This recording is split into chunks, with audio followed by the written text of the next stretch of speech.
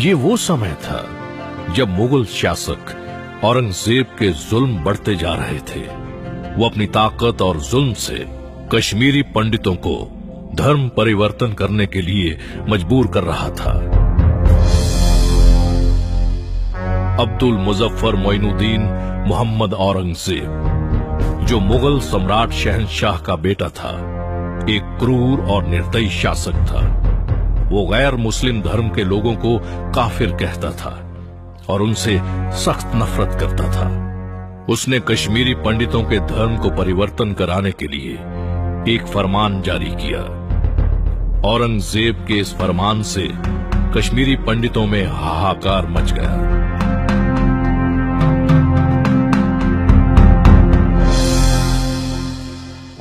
कश्मीरी पंडितों ने औरंगजेब के इस फरमान का खुलकर विरोध किया, जिसके परिणाम स्वरूप औरंगजेब ने निहत्थे कश्मीरी पंडितों पर जबरदस्त जुल्म करने शुरू कर दिए।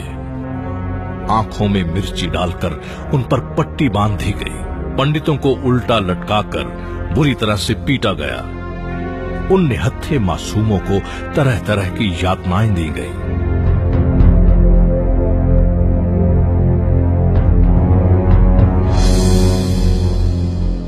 कश्मीरी पंडितों को किसी ने बताया कि उनकी इस समस्या से उन्हें सिर्फ सिख धर्म के 9वें गुरु श्री गुरु तेग बहादुर जी ही निकाल सकते हैं। कश्मीरी पंडितों का एक जत्था श्री गुरु तेग बहादुर जी के पास अपनी फरियाद लेकर अनंतपुर साहिब पहुंचा। उन्होंने गुरु जी को कश्मीरी पंडितों पर हो रहे अत्याचार और जुल्म के बारे में बताया। कश्मीरी पंडितों पर हो रहे अत्याचार को सुनकर गुरु तेग बहादुर जी उदास हो गए। उन्होंने उनसे कहा कि जब तक इस अत्याचार का विरोध नहीं किया जाएगा, ये जुल्म नहीं रुक सकता और इसके लिए किसी महापुरुष को इसके खिलाफ आवाज उठानी पड़ेगी।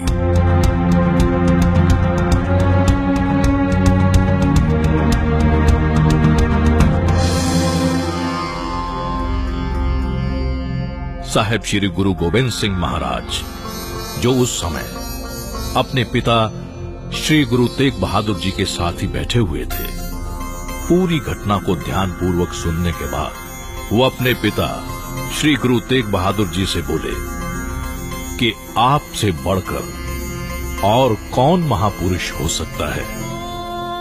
वहां खड़े सभी कश्मीरी पंडित हैरानी से गुरु जी को देखने लगे।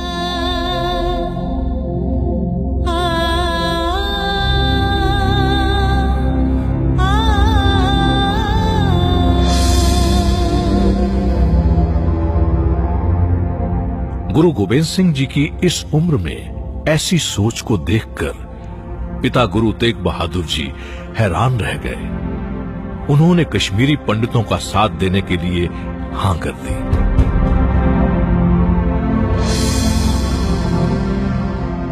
छोटी सी उम्र में इतनी बड़ी सोच रखने वाले गुरु गोविंद सिंह जी की बातों का उनके पिता पर गहरा असर हुआ। इसलिए दिल्ली रवाना होने से पहले गुरु तेग बहादुर जी अपने पुत्र श्री गुरु गोविंद सिंह महाराज को अपना उत्तराधिकारी बना गए।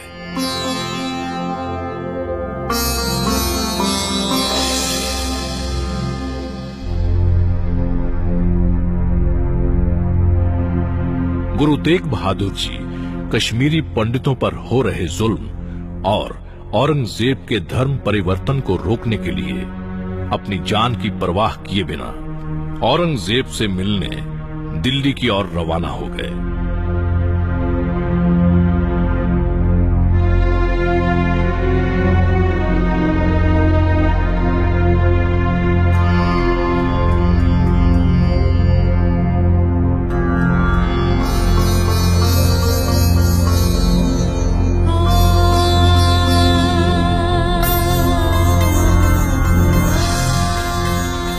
धर्म और मानवता के प्रतीक श्री गुरु तेग बहादुर जी मानवता और धर्म की रक्षा के लिए हमेशा तैयार रहते थे।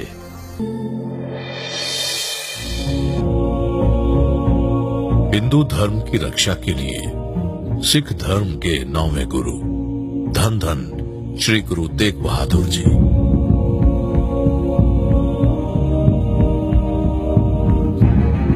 जब औरंगजेब से मिलने दिल्ली जा रहे थे, तब गुरुजी और उनके साथियों को मुगल फौज ने गिरफ्तार कर लिया।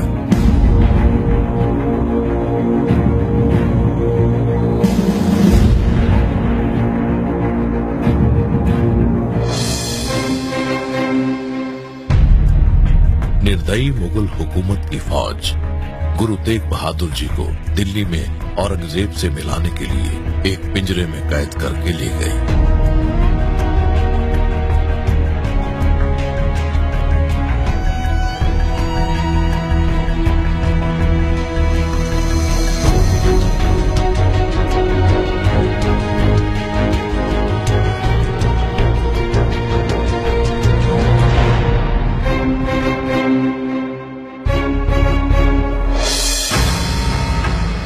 औरंगजेब ने गुरुजी को डराने के लिए गुरुजी के पास अपना एक नवाब भेजा, जिसने गुरुजी को चेतावनी दी कि अगर उन्होंने अपना धर्म परिवर्तन नहीं किया तो उनको और उनके साथियों का कत्ल कर दिया जाएगा।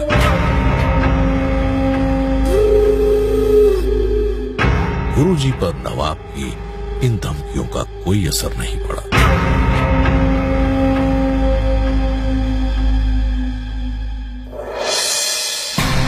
वो औरंगजेब जिसने अपने पिता शाहजहां और बहन जाहिरा को कैद किया था, जिसने अपने 3 सगे भाइयों, भतीजे और भतीजियों का कत्ल किया था, ऐसे जालिम इंसान से इंसाफ की उम्मीद नहीं की जा सकती।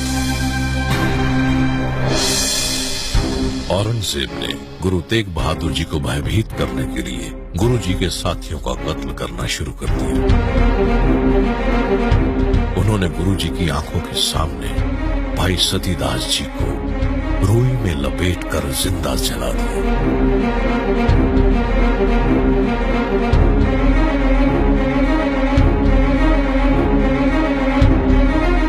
भाई सतीदास जी अपने धर्म पर अडिग रहे और हंसते हंसते शहादत कबूल की।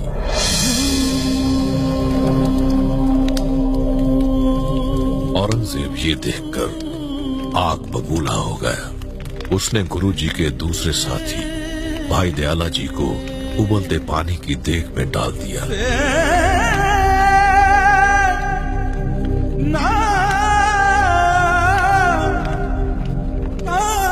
भाई दयाला ने भी शहादत को मुस्कुराकर अपने गले लगाया और बोले, जिंद जाए तो जाए, मेरा सिक्की सिदक ना जाए।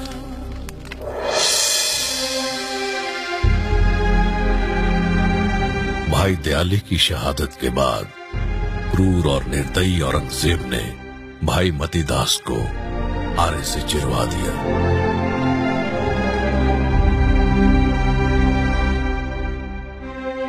भाई मतीदास भी शहीद हो गए, पर अपना धर्म परिवर्तन नहीं किया।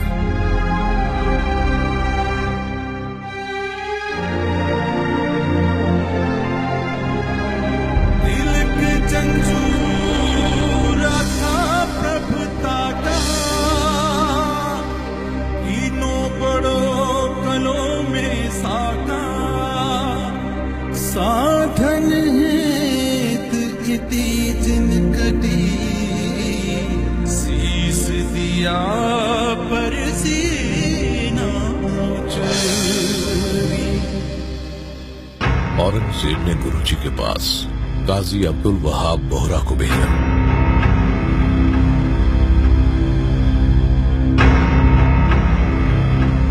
काजी ने गुरुजी से कहा, या तो कलमा पढ़ो या अपनी मौत को कबूल करो।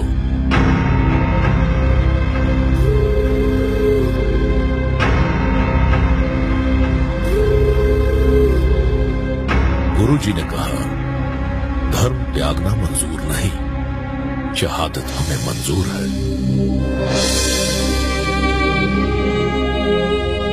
गुरु तेग बहादुर जी का जवाब सुनकर काजी ने सिखों के 9वें गुरु श्री गुरु तेग बहादुर जी के शीश को धड़ से जुदा करने के फतवे का ऐलान कर दिया। 11 नवंबर सन 1675 दिन बृहस्पतिवार, समय सुबह के करीब 10 बजे चांदनी चौक दिल्ली में जालिम हुकूमत से धर्म की रक्षा करते हुए हिंद की चादर बनकर गुरु तेग बहादुर जी शहीद हो गए। जब गुरु जी की शहादत हुई तब चारों तरफ हाहाकार मच गया। धरती आसमान कांप उठे। ऐसा आंधी तूफान आया जिसका शब्दों में बयान नहीं किया जा सकता।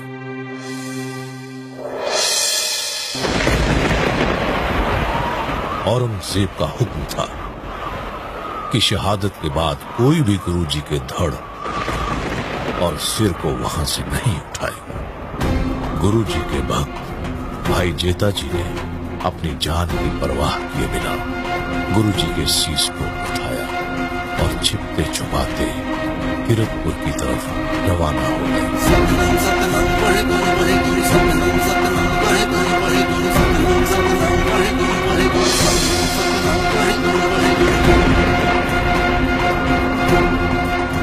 दिल्ली के शाही ठेकेदार और गुरु जी के सेवक भाई लखी शाह बंजारा गुरु जी के धड़ को अपने रुई के गड्ढे में छुपाकर अपने घर गांव राय सिन्हा के रकाबगंज मोहल्ले में लेकर आए, जहां उन्होंने रात को अपने ही घर को आग लगाकर गुरु जी का संस्कार किया। जिस स्थान पर गुरु जी की शहादत हुई, आज उस स्थान पर गुरुद्वारा शीशगंज है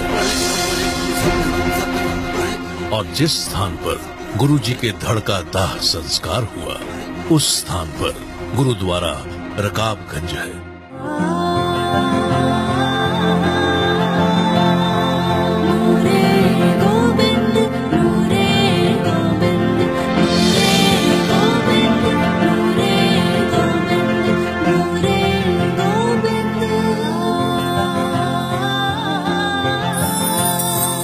आज्ञा पई अकाल की, आज्ञा पई अकाल की, तबे चलायो पंथ। सब सिखन को हुक्म है, गुरु मान्यो ग्रंथ, गुरु मान्यो ग्रंथ।